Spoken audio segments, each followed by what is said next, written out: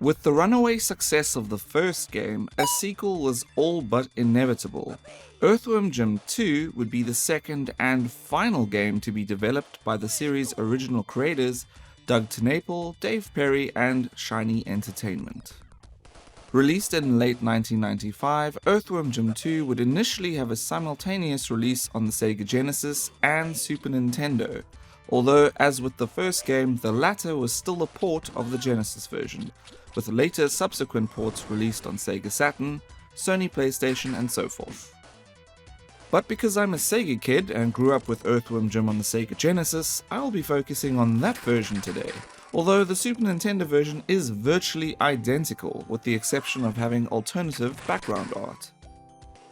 So yes, while the Super Nintendo version is practically identical to the Sega Genesis version, I think I'd be doing it a bit of a disservice if I didn't mention the fact that those alternative backgrounds are actually composed of multi-layered parallax scrolling backgrounds, and they're incredibly impressive. More so than the Sega Genesis version, admittedly.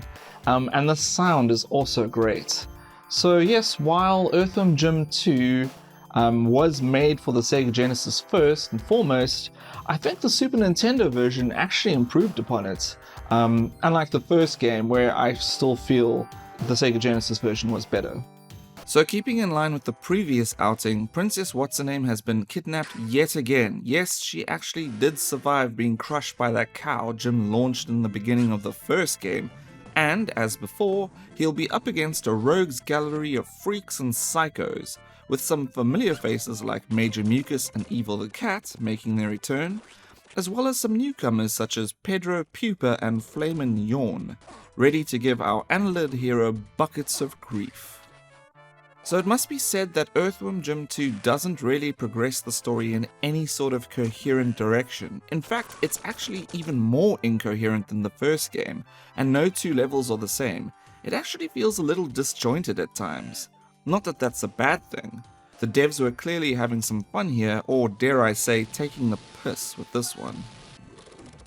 It really is just all over the place, so if anything, Earthworm Jim 2 is a fabulous showcase of how diverse a 16-bit title could be.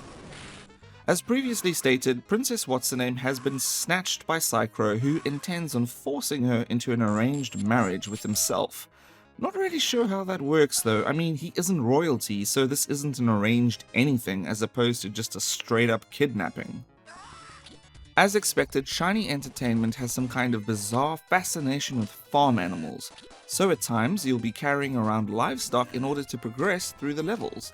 These levels, such as Anything But Tangerines and Utterly Abducted, are presented in the typical side-scrolling fashion and are goal-orientated, in that you need to pick up an animal and drop it off at a designated spot.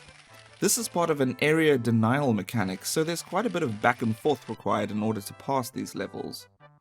There is also a bonus level tucked away in the first stage where you're required to ascend up a staircase with a chairlift, all the while avoiding old ladies who will beat you with an umbrella if you hit them, which will force you to start it from the beginning each goddamn time. Beyond the first level, there is a slew of oddly zany levels such as Jim's Now a Blind Cave Salamander, where you are disguised as, yep, you guessed it, a blind cave salamander. The manual's description reads as follows.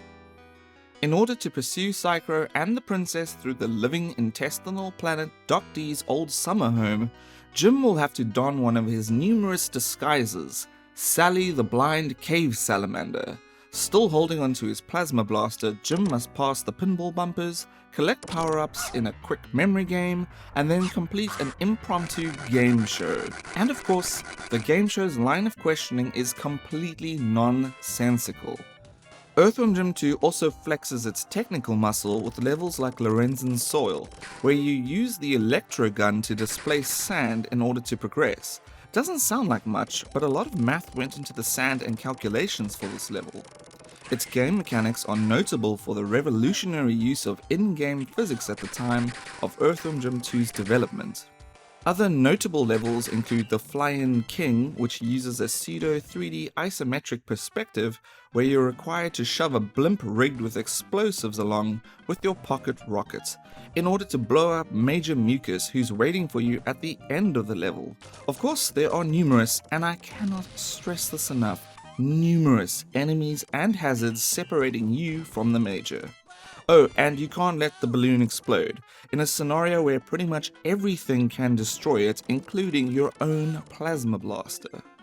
The bonus type anti-asteroids levels of the first game have been replaced with Puppy Love, recurring levels each with 4 rounds, taking place around the control tower of an abandoned spaceport at the edge of Nowhere City.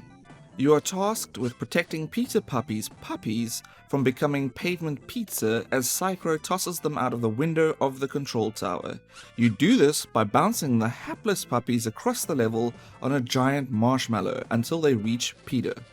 After enough puppies have been rescued, Psycho will toss a bomb, get it to Peter, and he'll toss it back at the bird, ending the round. However, if you drop too many of the puppies, Peter will transform into a hulking rage monster, kicking 7 shades of shit out of you.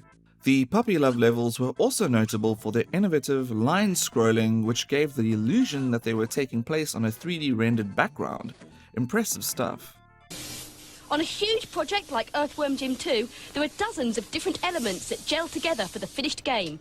Traditional artists, software programmers and animators all have to come up with great ideas and make them work, beginning with graphic designers like Steve. When we came up with the concept, I decided I wanted to see it all in 3D and get as good a 3D look as we possibly could.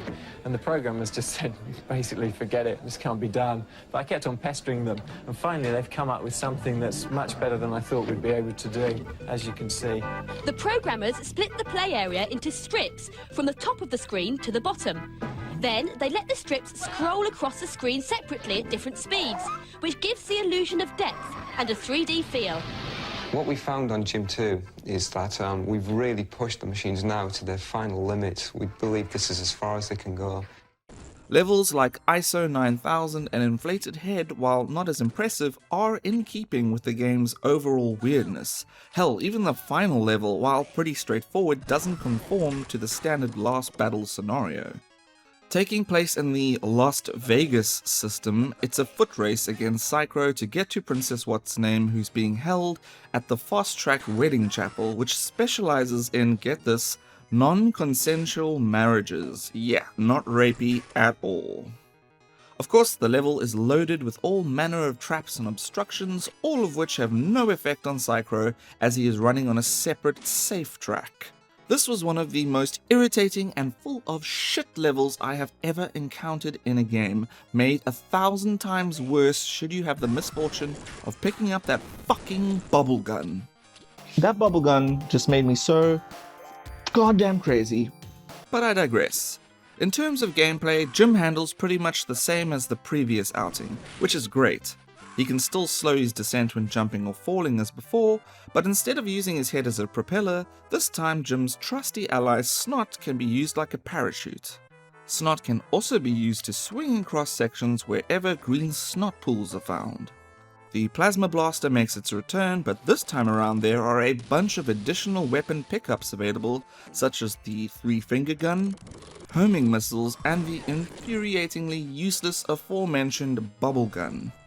The Super Nintendo version has a slight advantage over its Genesis counterpart when it comes to weapons, as unlike Sega's version, you have the ability to switch between them. The visuals and sound are as excellent as one would expect from Shiny. The detailed levels and set pieces are fantastic, and the funny animations and gestures of Jim and the game's numerous other denizens echo this. The music is an eclectic mix ranging from mellow Caribbean tunes to the third and final movement of Beethoven's Moonlight Sonata. Can't say I'm surprised given that Russian composer Modest Mussorgsky's song, Night on Bald Mountain, was featured in the beginning of the What the Heck level of the first game.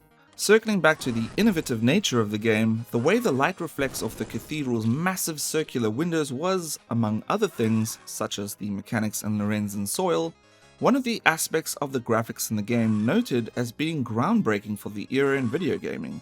All in all, Earthworm Jim 2 was a technical marvel.